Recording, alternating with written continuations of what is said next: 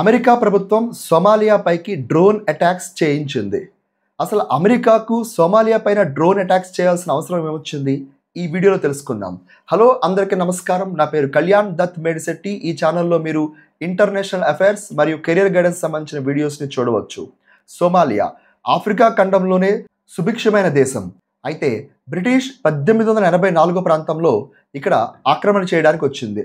ఉత్తర Somalia మొత్తాన్ని కూడా control చేసింది. అలాగే మరొక యూరోప్ దేశమైన ఇటలీ 1889 ఆ ప్రాంతంలో ఇక్కడికి వచ్చి దక్షిణ సోమాలియా మొత్తాన్ని కూడా కంట్రోల్ చేసింది. ఫ్రాన్స్ ప్రయత్నించినప్పటికీ కూడా వాళ్ళ వల్ల కాలేకపోయింది. సో ఫ్రాన్స్ సోమాలియా కాకుండా సోమాలియా దగ్గరలో ఉన్న జిబోతి అనే ప్రాంతాన్ని కంట్రోల్ చేసింది.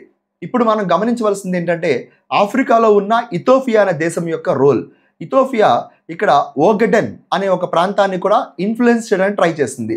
ఇప్పుడు చూడండి, చరిత్రలో ఈ దేశాలన్నీ కూడా వాళ్ళకు కావాల్సిన విధంగా పరిపాలించుకుని ఈ దేశంలో యొక్క వనరులు మొత్తం కూడా కాజేసి ఇక్కడి నుంచి వెళ్ళిపోయారు. 1960 సంవత్సరంలో స్వాతంత్రం వచ్చిన కొన్ని రోజులకే ఈ దేశం ఒక డిక్టేటర్ కిందకి వెళ్ళిపోయింది.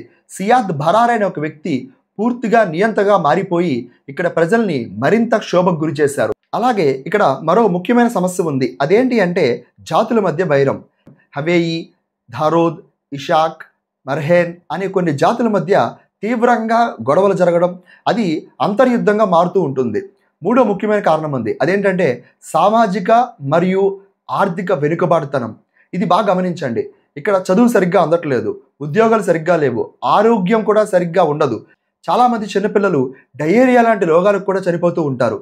ఈ క్రమంలో వీళ్ళందరి యొక్క సామాజిక ఆర్థిక వెనకబాటుని పూర్తిగా ఉపయోగించుకుంది అల్ షబాబ్ అనే ఒక తీవ్రవాద సంస్థ. ఈ తీవ్రవాద సంస్థ ఇక్కడ ఉన్న యూత్ని ముఖ్యంగా అట్రాక్ట్ చేస్తూ తీవ్రవాదులుగా మారుస్తున్నారు. ఈ అల్ షబాబ్ గతంలో అల్ ఖైదాకు, ఆ తర్వాత ISISకు కూడా తోడుగా ఉందని అమెరికా యొక్క రిపోర్ట్స్. ఇప్పుడు వీళ్ళ యొక్క బేసిస్ పైనే అమెరికా దాడి చేయడం జరిగింది. మరో ముఖ్యమైన విషయం ఏంటంటే సోమాలియాలో ఉన్న పర్యావరణం పూర్తిగా క్షీణించింది.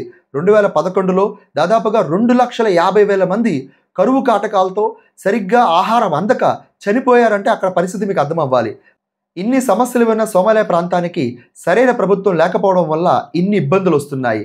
అలాగే జాతుల మధ్య సామరస్యత కూడా లేకపోవడం ఉన్న ఈ సోమాలియా దేశానికి సరైన ప్రభుత్వం లేకపోవడంతో పాటుగా సరైన విద్యా వ్యవస్థ, ఆరోగ్య వ్యవస్థ కూడా లేకపోవడం ఇలా తీవ్రవాదం పెరగడానికి దోహదపడుతుందని మనం తెలుసుకోవాలి.